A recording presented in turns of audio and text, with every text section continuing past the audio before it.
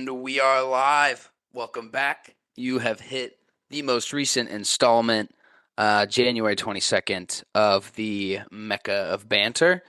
Glad to have you with us today. We're going through a little bit of lull in the Premier League schedule, but plenty of other matches going on. We've got some AFCON, Asian Cup things that we may not give too much input on because that's kind of tough. But and St. Louis City is always on the move. The new season's coming up quick, and there has been some really fun dealings, in my opinion. So, without hesitation, let's introduce the lads. We've got Nicky Hayflinger. What's going on, brother? Yeah, how we doing, boys? Good to be back. I wasn't here last week, and we didn't get to talk about Chelsea having 3 Premier League wins in a row for the first time this year. But that's the only thing I'm hanging on over the past couple of weekends because we haven't played in a while. But glad to be here. Pumped to talk about St. Louis City because I think we're making some pretty good moves. But as always, you can find me on Twitter at Hafey4. And a goal this week of mine is creating a new Twitter account that is going to be specifically for talking shit. Because my personal and talking shit accounts. It's a slippery slope there, man. It's a slippery slope. Yeah, it's gotta be careful with work and stuff. I know we've talked about that before. It's a slippery slope. I have done so well up until this podcast at keeping my burner a burner, and now my name and face are tied to it. So I have to watch a little bit extra. Winks, what's going on, brother? What's up, dude? Good to be here. I feel like I say it a lot, but this is like one of my favorite days of the week, even though it's a Monday, knowing that like I feel like it's good that we record on Mondays because we just start the week off talking shit and, talking about the sport that we love. So I'm stoked to be here. Arsenal played well. There's shit happening with St. Louis City too. Excited to talk about that. So it's a good day. Hell yeah. At least your team played. I'm at the first time in my Spurs fandom that I'm excited to see them play. So it's been kind of a bummer not watching Arsenal them. or Spurs. Fool. I haven't watched an Arsenal game in years. So, and then Dobes, United boy. What's up, brother? What's going on, fellas? Good to see everybody. Like Wink said, love being here on Mondays. Fellas, we had some massive news happen over the weekend for one of the United boys, all of United. Been waiting for it for a long time. This day has finally come. Have to say congratulations to our boy Henry on getting engaged to his lovely girlfriend Paige. Congratulations to him. Yes. Yep. Had to shout the boy out. I did text him. For those aware, Henry is nobody. You guys aren't finding out via the Mecca of Banter podcast. He did give me permission to say it on the air. Breaking news. But if you are, that's kind of sick. Yeah, that's kind of sick if you are hearing it from me. Yeah, Hen's engaged. Which one of you guys is next? Anyway, so happy to be here, fellas. Happy to be here, fellas. Good to see you guys. Yeah, kind of a lull in the Prem right now. Definitely some important things to dive into. So let's chat. Yep, and as always, I forgot to introduce myself as the host, and this is Hoov Young Yid on Twitter, tapping in, probably the most active on Twitter. But Hen was the one, maybe catching some shots on the social media admin recently. So we'll dive into that as well. First, we do always want to hop in on St. Louis City whenever there's been movement, dealings. This is the first offseason that we've really been able to look at a full team and kind of, expect what's to come. So the obvious big one up front, Nico Gioacchini is headed to Lake Como, as reported by Fabrizio Romano himself. We're absolutely massive. We're gigantic.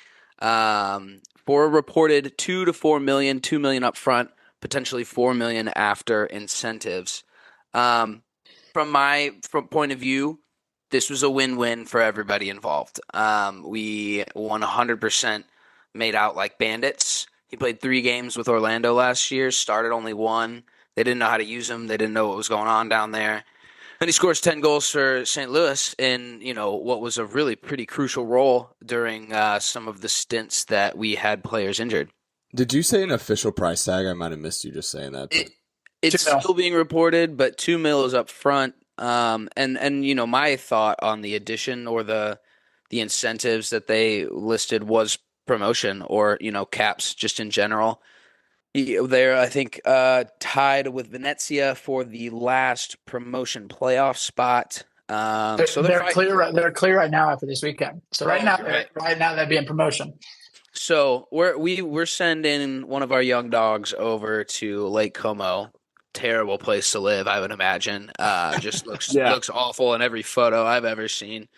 Um, but I was super pumped for him first off. Like, he's young enough that we can all accept and see that, he started in Italy, came back to MLS to kind of jumpstart his career, and now he's doing exactly what I imagine Lutz is preaching to everyone who potentially comes to this club is that, hey, we're going to let you go to Europe. Like, we're obviously going to make sure that our business is straight, and which, again, 2 million flat profit on that deal is unbelievable business, but it's good for him. It encourages some young talent. We're not going to be the guys that are going to hold you to this league because we need you, because let's find somebody else. As we've kind of seen. No, I completely agree with you, Hoove. I think it's awesome for the club. It shows that once we get talent here, we're not scared to get rid of them because, like you were saying, obviously the MLS is a growing league and we want it to continue to grow and have the top talent here. But it's very beneficial for our team to showcase that we have the ability to sell our players to bigger clubs or in Europe in general. I did also want to bring up, I thought Davin had a great shout in the Mecca when we were talking about this, about his dual citizenship and how it doesn't take an international spot from us, and the fact that he's also a citizen of Italy, like that helps them out drastically on getting him a visa. So that was probably super easy transition for him. Yeah, I mean, looking at Nico, I mean, first off, just great business. Like we were texting about this. Like he came in on a free, like we sold him for 2 million. But like I don't know if you guys remember this, like I don't know the exact year, but like Nico like had a stint where like he was consistently getting caps. Like he was getting called into the national team he was playing, and then he sort of fell off. Obviously, like Hoop said, went to Orlando, didn't really work out. Came to City on a free, and you kind of didn't know what you'd expect. He's an exciting name because you'd seen him, watched him play for the national team. He's kind of an electric forward. I think he was like, wasn't he tied joint top scorer for us, I believe, this past season? So like you look at I think he was. I think it was 11. Look that up. Yeah. Or 12, 10. I think. 10. Yeah, whatever it was. But like I think when you look at Nico, it's great business. I do think it leaves a hole that I don't necessarily think that we've solved, and it leaves kind of some preseason thoughts on who can step up and play that sort of second striker role, that number 10 role. Because when we saw Big Sam, and Klaus try to play together, there wasn't a lot of balance. So I'd be curious just to see how, we address the situation moving forward. But in terms of just straight, we talked about it, like the ability for us to establish that relationship with buying and selling from clubs across Europe is huge. That's how that is built. And that's where, I don't think we're doing this with just a typical sporting director. This is where we trust Lutz. He knows out and how to make these deals happen. And on the flip side, it's like, let's hope he knows how to go out and find these types of players as well. So happy for Nico. Yeah, I think that even on a bigger scale than that, I feel like with Messi coming to the league, Suarez, Busquets, there's not a ton of publicity around the MLS as a league pushing players on to bigger and better teams. And so I think that this, we've seen a few instances here and there, but I think that this is a really good example of, again, similarly to our team, but also as a league, like it's that we don't want to be a place where the best players in the world come to retire. We also want to be, a league that, until we can be a top contending league in the world, that we can at least develop players enough to get them on to, these Serie B or otherwise, just these bigger leagues, I think is super important too. So 100%. Siri.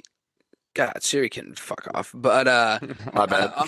You're good. I'm 100% with. That was exactly what I was going to say, and I think it's really Lutz, putting the word out there that, hey, not only do we develop guys that used to be promising, we also have an obscene academy because of St. Louis, and we've known that. The guys who have played in this area forever have always known there's been dogs here. But I think now is really, Giacchini sets a precedent for.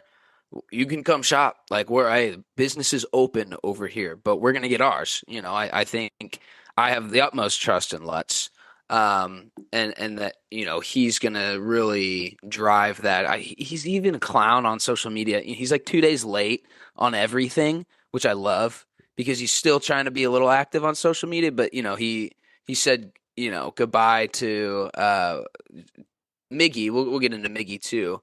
A good like 18 to 24 hours after the news was released by the club. But he's also posting pictures of him on the phone. He's like, "Who am I talking to?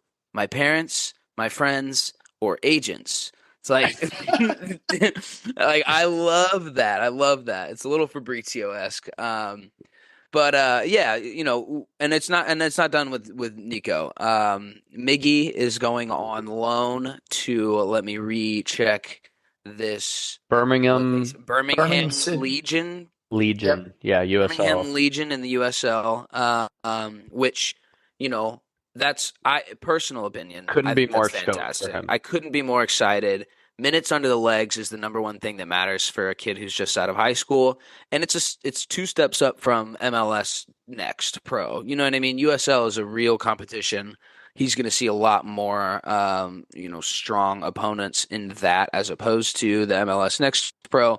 So I think there was also a clause that we're gonna be able to pull him back whenever. So I don't think we're short. I saw, I'm going to shout out one of the Twitter guys that we follow, Blom Boys, Bhoys. I don't know if you've seen him. He's a hothead, low key on Twitter, and I love that, and I love it about him because we need those types of fans on the social media. But he was adamant that we will be short at the midfield position now, which I definitely disagree with. I think Chris Durkin is exactly who we wanted Miggy to be. Miggy couldn't be that yet. Not like I know anything about Chris Durkin, but I know he played, a considerable amount of minutes for an MLS team last year, and he's 23 defensive midfielder. So, in my opinion, I don't see that being a drop off, but we didn't lose anyone else through the middle. So, Yeah, I completely agree with you going back to the Miggy thing. I think I kind of dogged him throughout the season on this podcast for getting a lot of minutes. And I'm actually super pumped for him to be going to the USL and getting some playing time. I think that's exactly what he needs. I'm also, you mentioned it, but I completely trust in Lutz's decision on some of these tactics. So I'm pumped for him. But I also agree with you. I think our midfield will still be okay. I'm nervous. I will say the only thing I will bring up is like Miggy did get a decent amount of minutes, and like if someone were to get hurt, like we would then need some more. But I also don't think we're done buying yet. So hopefully we fill some spots there. and I think Miggy was playing truthfully, and no slide against him at all. But I think Miggy was playing because we were already short at that position. Yeah. Like we didn't have anyone else to come in, and I don't see Chris Durkin starting off the rip. I could see him literally taking the role that Miggy had as the guy who needs to fill in when need be. Yeah, looking at it's very tough, but like, and this is again no slide on Miggy. Like watching him play last year, like he's not ready. Like he's nowhere near ready. He scored a few goals. He had a few cool moments. Like it's awesome to see a local St. Louis kid get to play for St. Louis City, but he wasn't ready. Whether he played through injuries last year, whatever you want to say, like this move is what's best for him. Let him go play consistent minutes at a high level, get used to the speed of the game, get used to playing consistently week in and week out.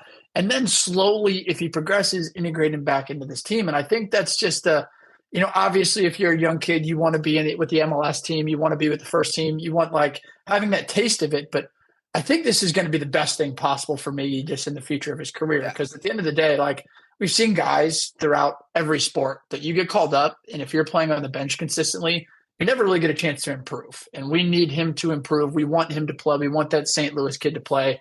So extremely happy for him. Let's just hope he goes and balls, and maybe we will call him up and then he can take his chance. But I think this is a great move for him. I couldn't agree more with Dobes, and I also think his position just amplifies it even more as like a center mid, like getting minutes in that role and consistently 100%. like learning the pace, like Dobes was saying. Like I think, and wanting him to be that role for us in the future, like it just amplifies that even more and how we want him to get better. Yep, and we rate him. And again, he's what, 18? Like he 18, just yeah. turned 18.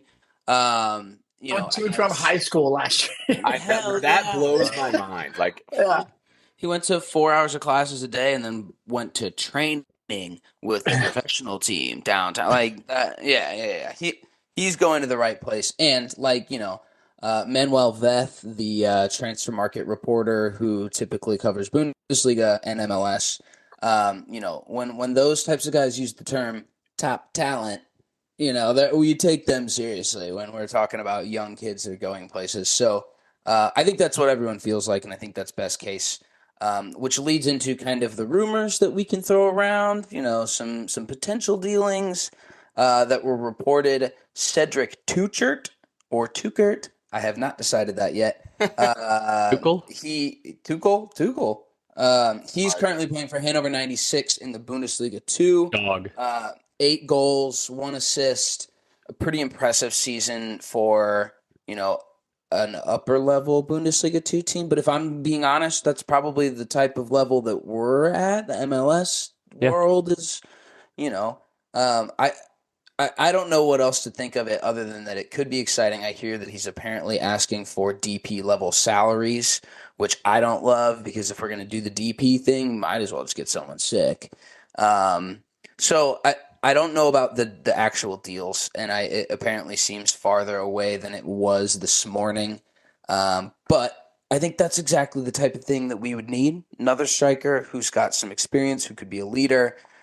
He can also play center attacking mid and left wing as well. So I think love that. We in losing Giacchini, who was versatile, was able to play on the wing or, up front in a 2-striker formation, whatever the case was. I think that kind of versatility is something that we were losing. Now it's something that we need to, find. And I feel like I can't say that I've ever watched this guy, maybe accidentally if he was there, last year or the last time they were in the Bundesliga. But, if Lutz is going after him, there's definitely something about him that's to be said. That we don't see. So obviously in Lutz We Trust, but I like the versatility here. I think when Winks hit it on the head here, it's in Lutz We Trust, because before this podcast, I was literally talking to Dobes. I tried to look up highlights of this guy, and it's just literally non-existent. They had 1 1-minute clip of him scoring 1 goal, so there's not much out there, but obviously, if there's something that Lutz sees in him and there's rumors going around, then I'm completely all for it. But I also agree with you, Hoove. I think that's exactly the position we need. I know we've talked about it on many episodes of this podcast that we kind of need that go-to goal scorer that we kind of thought we had with, oh my God, Klaus. But obviously we need injuries in playoffs and injuries and stuff like that. So I completely agree that a striker is something we need. I'm seeing right now Tom Bogert, who I think he's with the Athletic, he does MLS and the national team. He said that we bid $250K for him. The first bid was turned down. Nothing's close, but it looked like apparently if you're bidding for somebody you're interested. I don't really know what to make of this. We've kind of said it, but a lot of this is kind of you're kind of relying on Lutz's talent ID to be able to, I'm not going to sit here and say that I'm watching Bundesliga B. I may watch Bielefeld highlights, and even then I can't remember all 11 players' names. So it's we just kind of have to trust, unless it's sort of a big name or somebody transferring from the MLS. It's got to have that blind faith that Lutz is doing, what we need to do. I'm very curious. I know this isn't a preview session, but with the signings and stuff, it's I'm very curious to see what formation that we end up playing, because right now I have no fucking idea how it's going to work. I swear on my life it's going to be a 5-3-2, bro. I know for a fact it's going to be a 5-3-2. I cannot stand the 2 up top. I cannot. It doesn't work. There's no flow. We can get into it later, but just looking at the pieces and trying to decide who the best 11 is, it's very tough to put an 11 together right now. The funny thing that I've noticed in watching MLS transfer dealings, because we've not really dealt with those our entire life, are people pulling their Football Manager profiles from the game, and that is literally how we are grading them, because how the hell are we going to know how Cedric Tukert plays in the Hannover 96 system? We're going to have no idea. But it's been funny seeing these people here's what he is on Football Manager. And it's high work rate, relentless presser, To be fair, those are always like accurate. Always pretty Like, accurate. So yeah, that's those are literally accurate. what we're having to use. But I'm totally cool with it too. Like it is telling me Shout more out Football information about the Manager. guy. Shout out Football Manager. We've got a couple managers ourselves in here. Yes, But sir. so, excited to see a potential striker come in. I would love to see another winger come in, but it really doesn't feel like we're kind of going that route. We don't really have wingers anymore. We have less. Give my boy Celio that role, man. I'm ready for him to I'm take a ready. stride this year. I'm ready for Celio. Yeah, breakout season. And to round it out, we have to obviously give AZ Jackson his flowers on his first United States men's team cap. It was, no slight to him again. We love to say that when we're talking about our boys on this podcast, but it was the, kind of C team camp where the European guys are in their respective leagues. I don't even really want to talk about that game, to be honest. Nope. Wish we would have just played the kids. We didn't just play the kids, and we learned nothing. I like Diego Luna. I hope he does well. I think there's a player there, but he's pretty raw and unrefined. So, wrapping up St. Louis, we're going to slide over to the Premier League recap. It is short. I think we only had technically 5 matches this week, including today of maybe the worst football game I've ever watched in Brentford Wolves 0-0. But Brighton. we'll start off with Brighton. Brighton Wolves. God, I will say so angry I watched 0-0 that. draw, but like of all of the 0-0 draws I've seen in my life, it was at least entertaining as far as like back and forth sometimes with the sloppiness. So like I don't bet unders because it's just a principle of mine. But I looked at that betting line and was like, these guys are not gonna. There's no chance there's any goals in this game. I wish I would have bet on a 0-0 draw. But you were like, I'm staying away from that. oh, I was disgusted. The over was 3. I was like, you're drunk if you think there's that many goals in this game. But Arsenal returned to their winning ways after a 5-game skid, 6-game skid. I don't even remember. It was awesome. But they're 7, back. you bitch. 7. They're back. They throttled. Wait, who'd you guys play? Crystal Palace. Crystal Palace. Throttled Crystal Palace. Which, to be honest, they're not the worst team in the league. They're not, but I know you said you didn't watch it, but they played atrocious. Really? So Yeah. it's and I'll talk Ton about of injuries. if you're ready for it. Yeah, I'll let for you sure. take it. Yeah. Clean sheet, 5 goals, 3 points. I'd say that's a pretty good way to bounce back after that bad run of games.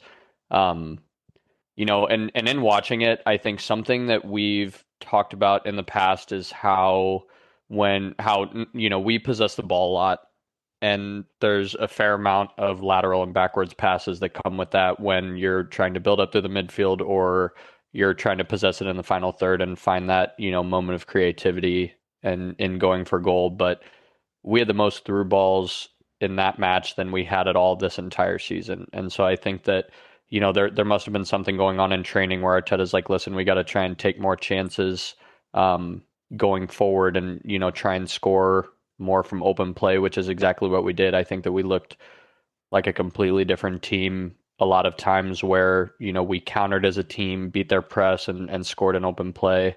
I also think that, I feel like Raya's been making a fair amount of not howlers, but just like general mistakes, kind of leading up to this game. But I thought that he played extremely well. And I think that's something that we did this game that we weren't really doing for him in prior games was, we all know that he's good with his feet. He's got an arm on him.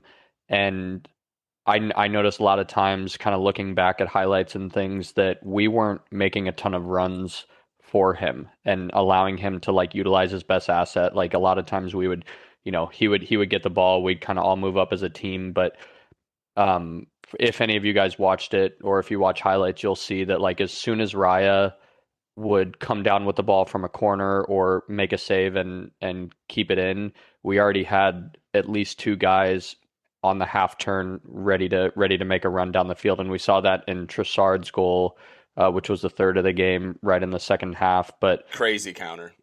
Yeah, Raya had barely started jumping for the ball, and Trossard and Gabby Jesus were already turning to run downfield, and obviously it led to a goal there, which is great.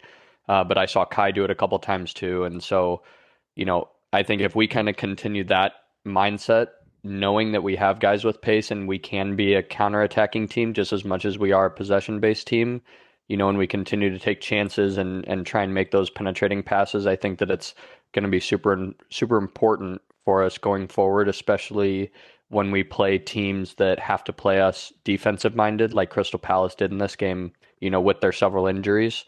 I think that that's going to be super important for us moving forward, and especially if we want to, make a run like we did last year without the lapse that we had towards the end of the year. I think that it's kind of good that if a lapse was going to happen, that it happened in the middle of the season. But so all that to be said, Gabriel Martinelli's back. I know we've been missing him, and we've talked about him before, but he made some incredible runs, 2 great Thierry Henry-esque finishes, slotting at far post. Nick, don't make that fucking face. You go watch any Thierry Henry highlight. Just compared him to freaking Thierry Henry. He scored 2 Thierry Henry-esque goals. That is a fact. You go and watch any you prick. Go and watch any Thierry Henry highlight, and you'll see him score 50 goals like that. Yes, Thierry Henry is unreal. Exactly. Look more. I'm watching him now. Look more like Harry Kane finishes to me. But regardless, he did that in the span of like just over a minute. So for him to come on and do that, on a game that was already over. It was, but I think Nick, listen. I do think that Gabriel he might be one behind, but does he have the same amount or one less than Gabriel Jesus? I think they might be tied on goals in the Prem. We spread our goals out across everybody on the field. the other Gabriel scored in that game too. Should have had 2. One was technically an own goal off the goalie's head, but like that was going to be kind of my last piece. Was I think that I forget which one of you I was talking to about it. It might have been Henry, but I think that Gabriel is one of the most underrated center backs in the Prem right now. With William Saliba partnering him, it's so tough to like make that comparison or anything like that. But when you look at him as his own player, like he is phenomenal defensively. He's been great offensively, really going for headers in the box on offensive corner kicks. And yeah, shouts to him. I think that he's just been very, very consistent, and playing next to a guy like William Saliba. I know it's sometimes tough to get kind of caught in that shadow and the press and everything that goes along with that, but Gabriel has been phenomenal. I was talking with Arsenal fan Alex Dietrich over the weekend, and he was talking about Gabriel and Saliba and their partnership, and I quickly didn't realize or found out Gabriel's 26 and Saliba's only 22. I did not realize that both of them were both that young. So if they just continue to grow that partnership, I think they'll be pretty good for years to come. Yep, I think we dial in those wingback positions a little bit, and Timber's supposed to be coming back. Yeah, so he starts training. He starts training back in full the 1st of February or early February, which is super good news too. But all that to be said, Crystal Palace played like a bag of shit. But nonetheless, it was like that confidence booster that we definitely needed after the bad run of games. So next we get to murder Forest away on Tuesday, and then we got tough place to play. Yep. And then we got Mo Salah-less Liverpool at the weekend, like 4 days later. So you guys, Arsenal probably more than any team in the Prem needed 2 weeks in Dubai.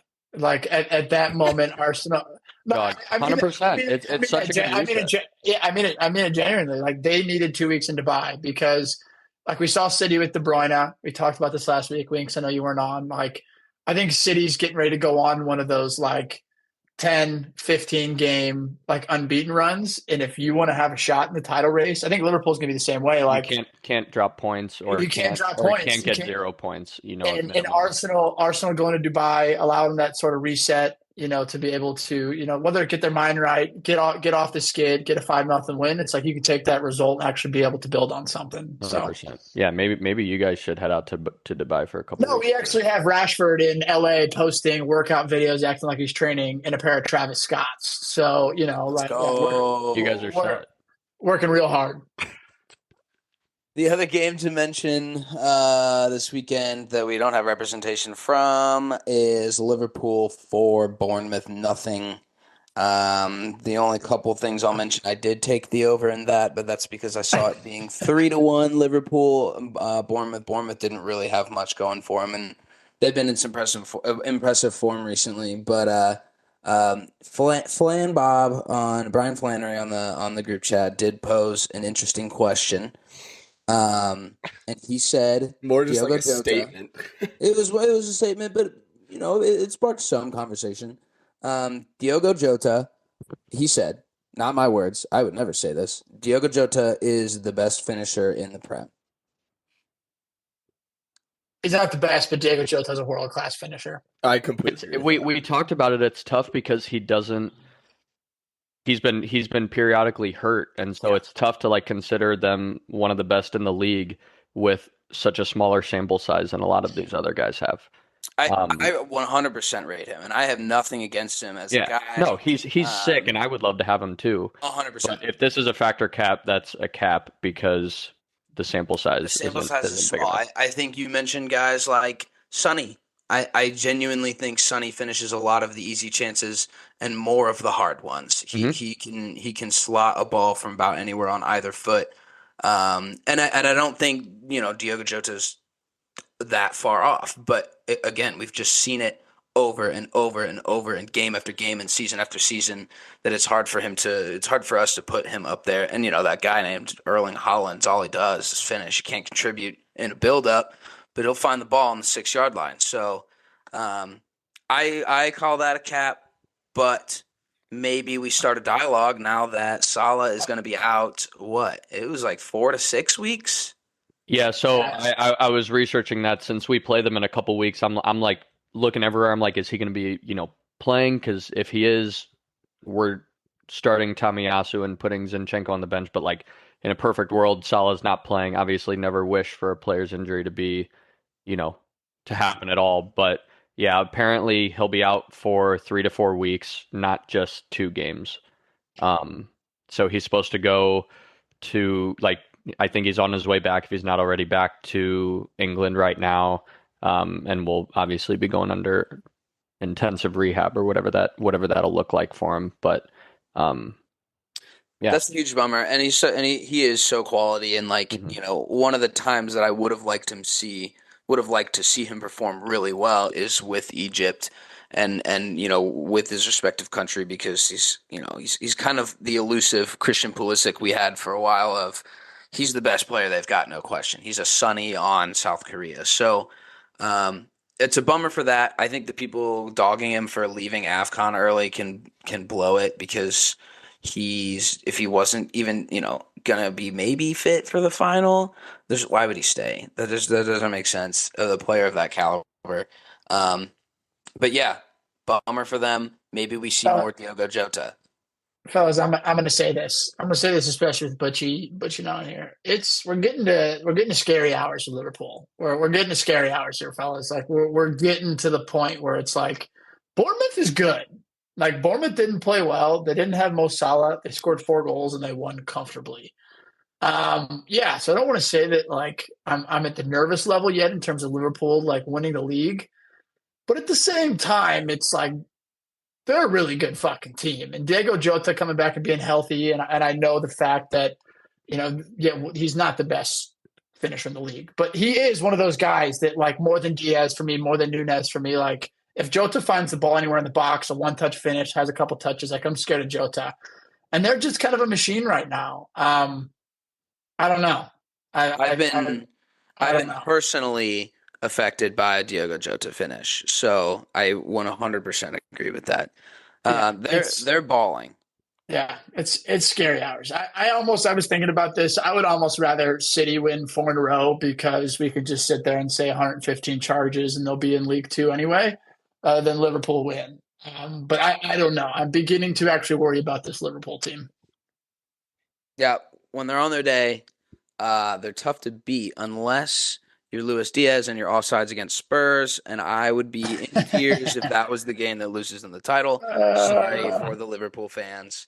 But yeah, that's kind of the Prem recap. We'll slide into some previews since there wasn't a ton of football for us to chat about, or at least knowledgeably. I could chat about shit that I don't know all day.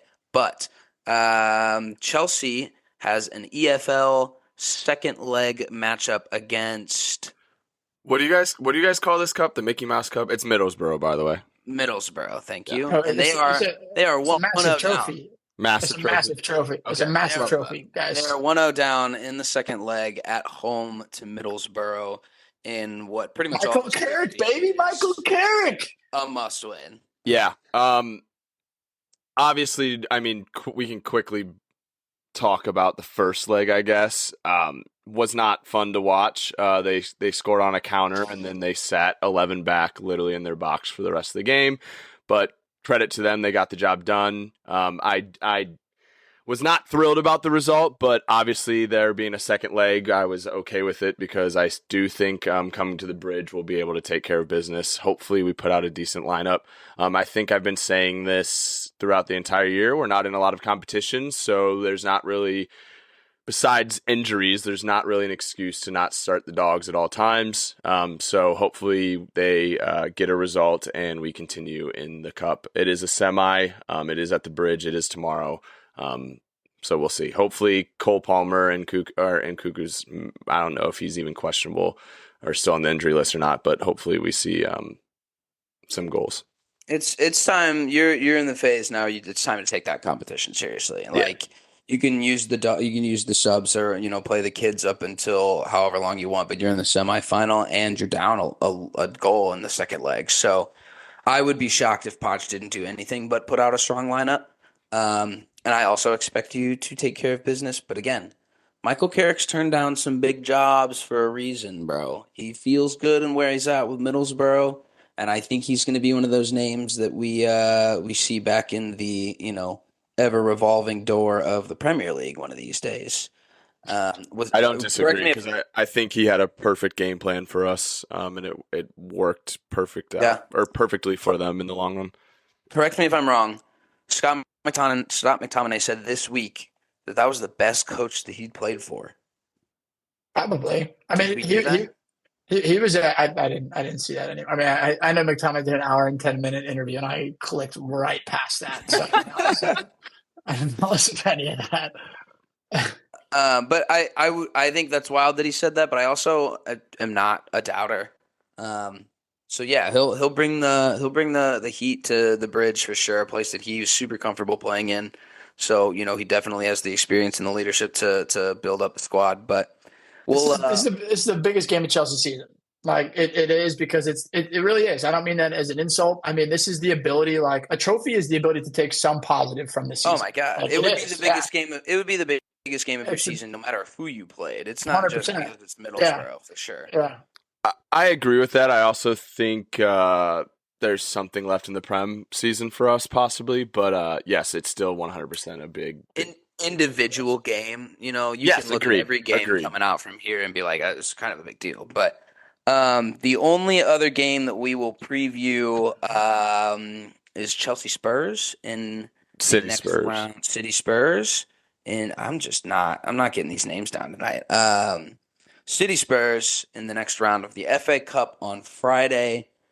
It's always a fun fixture. It's always a fun fixture. It is. I saw a good tweet. It was an immovable object versus what's the two forces? What's that? I didn't do physics. I know what you're talking about. I forget what it is though. So which one is going to break first? Are City going to score at the Tottenham Hotspur Stadium, or are Tottenham going to continue their route for a trophy? Two things that have not happened in a really long time. So, I'm excited about it. We've got a healthy Matters, and I was about to ask, what's the status on him? Matters is back. Matters is in full training. He will no doubt play, he definitely won't start. So, and obviously the game could go one way or another, and he may not play. So that's me just talking out my ass. But he was built for this game. Isn't it so wild that like we're talking about Spurs City right now, and I really think Matters would be like a huge, huge impact in that game. Like I never thought, if you asked me 2 years ago that we'd be saying that, like I would have been like, "What the fuck are you talking about?" But like, if he plays a decent amount of minutes in that game, I think you guys could have a shot. I have a hard time with no Sonny thinking that we win or take all of it away. I have a hard time without Sonny, to be honest, because he's kind of their bogey player. Like he has ruined them time and time and time again. So I obviously Kulusevski is going to be back healthy. He didn't play last week because he had the flu. Apparently, the flu was on the entire team. So we were missing some key guys, but there's potential there with James Madison. With a healthy squad, God, we come back to that phrase every single week for all of our teams. With a healthy squad, this match would have cracked off. I think it would have been so good. I think the systems and styles that both teams play clash 100%. So there's absolutely nothing but chaos throughout the game, and it's all class. Like it's all really, really high quality football. So I have a hard time with the players out. I do think they are still their bogey team. So, you never know what you're going to get. It's at home. You fancy yourself against anybody at home. But yeah, I'm still kind of calling a City win. I don't know how you guys feel. This fixture, man, you never know. Like it seems like whenever City was rolling, Spurs can kind of be their kryptonite. I do think you're right.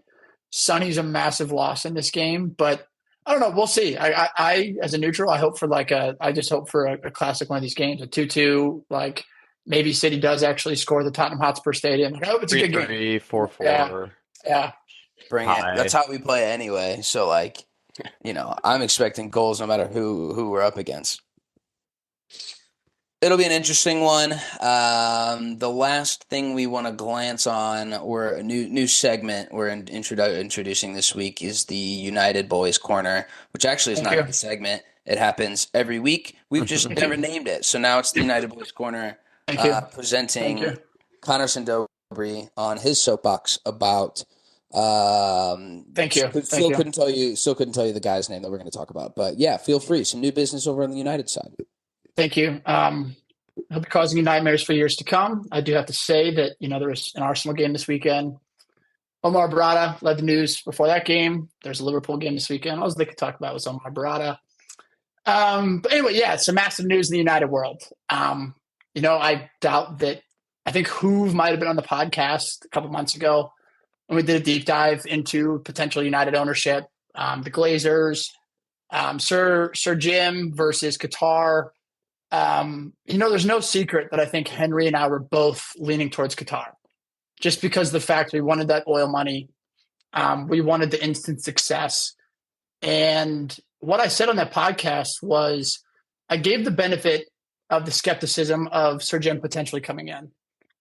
And him coming in as sort of this United lifer of a fan, all United fans have been sitting here. He said all of the right things for the past couple of months. He's said all these statements. He's had all these meetings with fan forums. He's done all of these things that he's checking all these boxes. But at the end of the day, actions speak louder than words. At the end of the day, what this football club needs is it needs structure. It needs the people to be put in the right places. All of the stuff that you guys have been complaining or hearing me complain about for months. And so out of nowhere, which is to me the best part about this entire thing, is that this wasn't rumored for 6 months. This wasn't rumored for 3 months. On Friday, all of a sudden it came. David Ornstein drops a bomb, says Omar Barada, Chief Football Officer at Manchester City, is being prepared to join Manchester United as their new CEO. 10 minutes later, nothing. 10 minutes later after that, Fabrizio comes out with a tweet, contract signed, boom, done deal. Now, why is this such a big deal? To me, it's, you guys may not know this, Sir Jim Ratcliffe doesn't even, technically, he doesn't have his stake in the club. It hasn't been confirmed by the Premier League. He doesn't have the keys to like the 89 Corvette that needs to be dusted off. He doesn't have that. He's already making these moves, which is what like is so exciting about this for me. I was talking to Hen about this. The reason being, and I'll get into Omar's background a little bit, but I don't think, and I genuinely mean this, for the state of our club, I don't think there's a name in the world football that you could tell me you can sign that player right now that would mean more to me than this type of appointment. Because for years, we've signed a Jadon Sancho, we've signed a Ronaldo. We'll go get the big names, we'll overpay, we'll for underperform, and it's a shit show. The cycle keeps continuing. And so us going to get Omar Barada, who in his role, he's the chief of football operations at the entire City Football Group. For those that don't know, City Football Group is 13 clubs across 13 clubs across like the entire world, from Manchester City, of course, NYC to Girona, who's currently top of La Liga, all of these different clubs. There's clubs in Australia, there's clubs in China, there's clubs in India. Like Manchester City, the City Group, Omar Barada was over all of that. You know, he started off in, you know, sort of his background is he was at Barcelona from 2004 to I think it was like 2011. Well, if you're a United fan, you fucking hate Barcelona from 2004 to 2011. They cost us fucking 2 more Champions Leagues. Then he goes over to become sort of the director of partnership sales at City. Then he gets promoted to VP, group commercial director. Then he becomes COO. Then he becomes chief of football operations. You know, all of these sort of different things lead up to this resume, to lead up to this appointment right now. The reason he's leaving City is because he wanted to eventually take over as the CEO of Manchester City. That's not going to happen in the near future. So David Brailsford goes over in December, has a meeting with this guy, talks to him about the potential CEO position. Then he meets with Sir Jim, the new owner, or soon-to-be new owner. Then they meet with the Glazers. My biggest concern about the entire potential CEO hiring is the fact that the CEO is the only thing that the Glazers had a say in. Out of all the football managers, the Glazers this is the only thing they had a say in, which is why so many United fans were skeptical at the fact of who are we going to bring in? Now, why is this just so important to me personally? It's important because it's what I've been clamoring for a year. It's Sir Jim going out and saying, I'm going to make a splash. I'm not just going to go out and get somebody that's, you know, best in class for this position, who's available. I'm going to go get somebody who's in the best club and one of the biggest clubs in the world. And I'm going to go poach him and ask him to come over and join us. It's like when we go over to Little City and you say, hey, Manchester United job's available. You said, where's the fucking paper? And he signs the paper. Now, I'm not going to pretend that like, it's just like golf. I'm not going to pretend that like you get a set of golf clubs on Christmas and all of a sudden you're fucking Tiger Woods. Like this to me is like the first step in the right direction for what I think looks like the Avengers that we're assembling. Like if we get him as the role of CEO, if we get Dan Ashworth, who if you listen to Fabrizio this morning, Dan Ashworth is who United wants. Then you bring in a Paul Mitchell. This is the first step in what I hope is a long, successful line of appointments, but at the same time, I'm not expecting any, you know, instant gratification. You know, my biggest thing is the fact that, you know, we heard United, it sounds very cheesy, but we want football at the heart of everything we do at the club. And this is exactly what this guy is going to bring. You know, football money, you know, does nothing without football brains. I heard that quote yesterday, and it's the most true. It's you can have United level money and we'll just piss it away. You know, we've been pissing it away. So hopefully this guy can come in, establish some structure. You know, hopefully he keeps Ten Hag. If not, you know, I'm sure there's going to be something, but there are those rumors that, you know, Ten Hag was under Pep. They sort of like the same type of player. Maybe there's some synergies there. But yeah, fellas, overall, this is the biggest United news in dude, to be excited about 5 or 6 years at least. So I'm jacked about it. I know we mentioned it in our group message, and I don't remember what we ended on, but does none of the like allegations for the financial fair play with City will be brought over at all, right? There's like no way that'll be connected in any way. So the Times came out. The Times came out and said that his direct role would not be involved in any of it. But at the same time, you would hope that Sir Jim and the Glazers do your due diligence, do your background checks. But at the same time, it's very hard for me to think that somebody who plays that important of a role at Manchester City, he was at City for 11 years. Like I think the charges go back all the way to like 2010. So it's like it's very hard for me to believe that like he doesn't know something. But at the same time, if he leaves and they come and they want to ask him, I hope he fucking gets up there, gets his Adele voice out and sings like a fucking canary. It's like, yep, they did this. Yep, they did that. Yep, they did that. Yes, they did this. It's like I don't know. You know, it's kind of one of those things you just have to trust Sir Jim that like he's not involved. That's the only drawback of the entire thing is the fact that there's no outcome of that. I don't know if you guys have seen this. He's the biggest one, but there's been 7 other city executives who have left. That's what I was about to ask. Don't you think that's a little like, isn't that kind of sketchy that they're all trying to like abandon ship all at the same time? Or like, I do think that's right, but I do also like Barada was offered other Premier League jobs. He was offered to be the CEO of NFL teams. Like he's offered these jobs. Like obviously, I want to take him. Yeah, I was sitting here want to be like, you know, it's because of United. I really just think he wanted to be the CEO of like a major club like Man City, and I think Man United's the next best thing. Yeah. And so I think that's why he makes the move. But like, I won't lie to pretend and say that I'm not nervous as fuck that in a year and a half that like this guy may be the truth. He may be the best thing that ever happened to our fucking club. He may have signed the fucking checks for all we know. You know, he's really City through and through, and he just wanted to go over to United to fuck him over as well. But I do think what is crazy is typically like within these clubs, it's like within his contracts and stuff like that. Like one, he has to stop immediately. So obviously his job, they call it like gardening leave, I think is what they were calling it for top executives.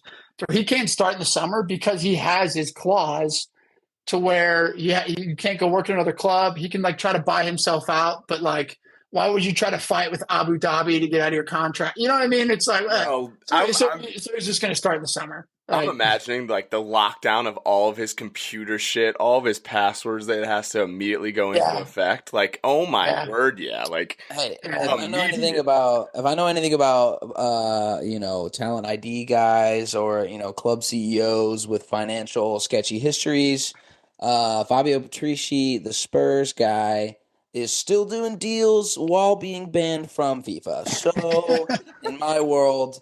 Nothing. Welcome never to say it. Die. Never say die. He's wheeling and dealing without even technically being allowed to be around football. So I have a hard time thinking that it all follows. I think that it's going to come. Like, there's no way he doesn't. Like, I don't care if like the Times. I don't like. There's no way he doesn't. And it's kind of funny though. Like me picturing. Like, I don't know if you guys probably know who Richard Arnold is. He's our old CEO. The guy's a fucking accountant. Didn't deserve to be like. Had no CV to be in the role. Just picturing Richard Arnold going over to Barcelona and being like, "Hey, Frankie, man, you want to come join?" And everybody's just like, "Fuck off, dude. Get the fuck out of here." Now you have a guy who come in and like demands respect, which is just like, I don't know if you guys. The one thing I do want to say is that already makes me like Barada is the fact that Manchester City were offered Harry Maguire. They were offered Harry Maguire. They were thinking about making a bid for Harry Maguire. Harry Maguire's wage demands were insanely high. Leicester wanted an insane amount of money. So Barada was a big part of about saying no just because of principles. And then they went and got Ruben Diaz instead. So you tell me who you'd rather have. Sheesh. Yeah, and from an outside point of view, it's easy to see that United's kind of lost. You know, we watch documentaries on the Fergie era. You can watch damn near about anything, and like they had a system, they had a structure, they had a hierarchy, they had bosses, and they had workers, and that's you know kind of what the United identity was for forever. And they definitely lost that somewhere along the lines. From my point of view, in the last couple of years, I can't think of the guy's name. It was the first time this happened was Abramovich. Abramovich went to United and poached one of our executives and brought him over to Chelsea under the Mourinho era. And then Mourinho went on to like make Chelsea relevant, won a few titles. It was like I think that was like the last time that something like this has happened from rival to rival. So good news in terms of the business for United. So that kind of pulls us up to the end here. And something we kind of wanted to mention before we, you know, hopped off. Ronaldo had some hot comments this weekend. They also became hot comments within our own personal group chat. So, you know, why not just touch on it? Let's see. Absolutely, because we know the people who are talking trash in the group message won't be even listening to this, so we can say whatever we want right now. Daggers. And truthfully, I do think it's worth the discussion in itself, and not even necessarily about the discourse that we had. But Ronaldo more or less did another one of these interviews after what was the ceremony? The players, the best, the It was the one in no, I think the one Ronaldo was the one in like Dubai. It was a The different FIFA ceremony. men's best, right? No, his was after like the Dubai one where Ronaldo won Player of the Year and he won the like Dubai.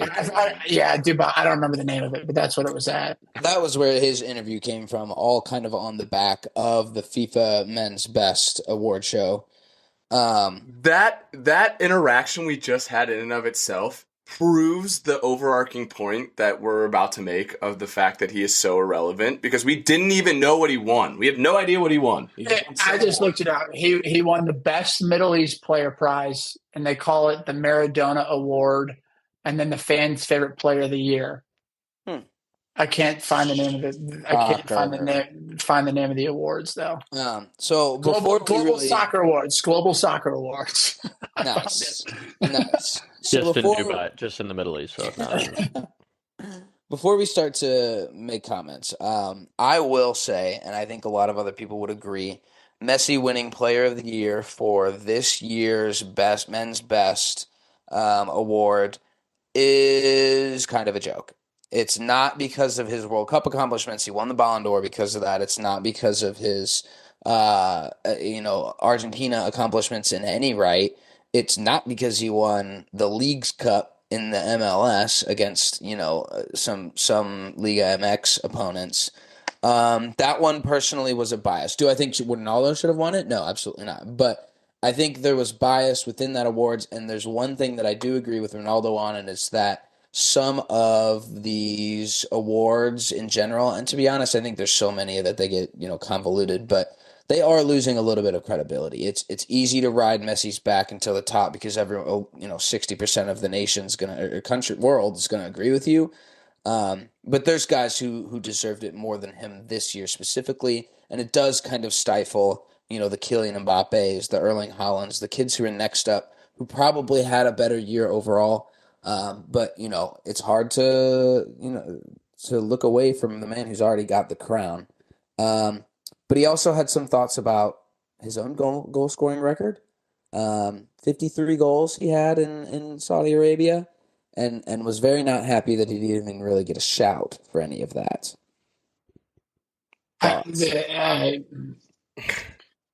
This guy, man, I'm in full agreement. Messi didn't deserve the 2023 Best Player of the Year award because I don't know what his accomplishment is besides the League's Cup. So he's right for that. I think, and I don't even really have an issue with Ronaldo's comments. Isn't that award pretty heavily player voted though?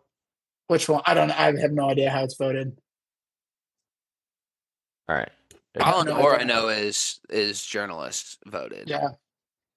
So yeah, that one's not a popularity contest. It's like they're having people who know ball for the most part, maybe not all of them, but like people who know more ball than the people that will just watch the World Cup or the Champions League final kind of thing, voting on this. But who in Europe's voting on Messi for yeah, I still don't even think. Yeah. No. The comments from Ronaldo, it's just very Ronaldo-esque in the way that he says something. Like, I made this comment, it's like, obviously Ronaldo's complaining about the awards now because Messi won that, didn't deserve to win it. Like, that adds up. I didn't see Ronaldo complaining when Modric won, and I don't think Modric deserved to win that Ballon d'Or. Like, he's not saying anything. He's only saying something now because it's Messi, and I get that. To me, the more annoying thing that Ronaldo's doing is talking about him scoring goals, and it's because we're getting to that point where Ronaldo seems to be doing these interviews and talking more about himself because not that nobody cares about him because he has such a population of fans that like are diehards, because he's not relevant. And like what I mean by that is it's like he scored 53 goals in a league that's not great. It's fantastic that he's scoring that. I have not watched a single game of Al Nassr, a single other game. All we see is Jordan Henderson leaving. He's saying this because typically Ronaldo's in the headlines. He's relevant because he's scoring. He's playing in the Champions League. He's playing for Portugal. He's doing all these on-the-field things. And now nobody cares about what he's doing on the field because he went to a league where it doesn't matter. And so he's coming out having to like almost overly brag about himself, about the things that he's done which to me just like screams insecurity for the fact of where he is. He's in Al Nassr. Nobody watches. The league's a joke. Like, of course, he picks League One to compare everything to because that's where Messi just came from. It's like, I don't know. To me, it's just one massive insecurity. I do think Ronaldo's one of the best players of all time. The media circus and the stuff that comes with it is just another area to where Messi just skyrockets way above. I don't know. I think you hit it right, like the nail on the head. I couldn't agree with you more. Literally, when I was watching the interview or watching the highlights of the interview, he reminded me of every 50-year-old man at Manchester Veta trying to relive their career by scoring a shit ton of goals. So I think you hit it right on the head. And I also want to emphasize, and I feel like people also forget this as well, is like this is not us shitting on his career and like him saying he's not one of the greatest of all time. It's just that is, I think, well past his time now, and I think he just kind of needs to move on with his next chapter in life. I think if Messi came out and said the MLS was better than League One, like we all would still be like, "What the fuck are you talking?" We would laugh at him, but Messi's not doing that. Messi, and not to really slight it, but Messi's goals were pretty irrelevant too. But you can watch them. You can watch them. You can see them. You can see a little bit more quality of play. I don't know. I haven't watched any Saudi Arabian game, but I have seen some of the goals that Ronaldo scores and the clips online, and like the goaltending is hysterical. The defending is brutal. I'm not sure. I'm sure when other people look at the MLS, they probably say the exact same thing, but it's so wild that he really did feel the need to throw it to call out League One. Like they're a top 5 league. They're an established and accepted and understood top 5 league, while probably on the lower end of that. No one's giving Saudi Arabia, after the first year of them even having players like this, any sort of credibility. So 53 goals, great. He could score 53 goals in any of the next 5 comparable leagues, in my opinion. So I agree completely on the part that it is a little insecure. It sucks too, because it's also like, one of everyone's kind of idols. Like, just fall to grace, man. Just like, accept what you've got. He's making an unbelievable amount of money. Like, it doesn't have to be about you and Messi anymore. Like, it kind of sucks in that point of view. And agreed, he is one of the best to ever do it. So it's a bummer, but it's like you got to think about it. Like, I think I'm looking at this year. I just pulled it up. It's like Ronaldo has 20 goals in the league. It's like Alexander Mitrovic has 17 goals. It's you know what I mean? I don't know. Like, I like Mitrovic, but like, come on now, guys. Erling Haaland has how many in the Premier League? Like, we're just not talking about the same things anymore. And same with Messi. Messi didn't deserve to win that award because he was playing in MLS. But like, Gallo's got 9 goals in the Saudi Pro League. Tells you a lot. But yeah, I think we're wrapping up here. Thanks for tuning in. Nick, you got anything? One thing I wanted to hit on at the end, obviously with the banter and the Mecca this week, I want to keep it going, and I want to invite anyone, if they have opposing thoughts and they want to bring up stuff in the Mecca banner, by all means do it, and then come and join us and we can talk about it live. I think we should start doing that more and calling people out and having them join, because we are the Mecca of banter, so I want more banter. Not the Mecca of thoughts, prayers, hugs, kisses, as Jacob Krupp once put it to me, who did get his feeling hurts at one point. So, but that isn't not even limited to the group chat. Anybody, bro. We record every single Monday between 5 to 6, and we're accepting guests. There's never been a stopping point on that. We're not self-righteous at all, nor do any of us have any sort of professional pedigree to take ourselves that seriously. So. Maybe stay tuned. Follow us for the next couple of years. We might be relevant. That's to you, JP. Thank you. So from all of us, thanks for joining again. Another installment, Mecca Banner. Follow us on the socials. Henry's going crazy on the TikTok right now. They are all United based, but that's okay for right now. We're getting content up. Again, everybody has the login. Everyone has the Everybody here login. has the login. I just got a new phone. I need to get logged back into TikTok. But yeah, Instagram, YouTube. We were doing a couple shorts there for a second. Those were good. We had one short go kind of crazy. The Instagram reel of Zinchenko in the Community Cup. That still to this day is our highest watched. Piece of- Follow Hoove on TikTok too. Who's got Who's some TikTok hilarious TikTok? knows? You never know what the kid will throw out for the world to see. But yep, from all of Cheers, us, boys. appreciate it. Cheers, lads. Cheers. Cheers.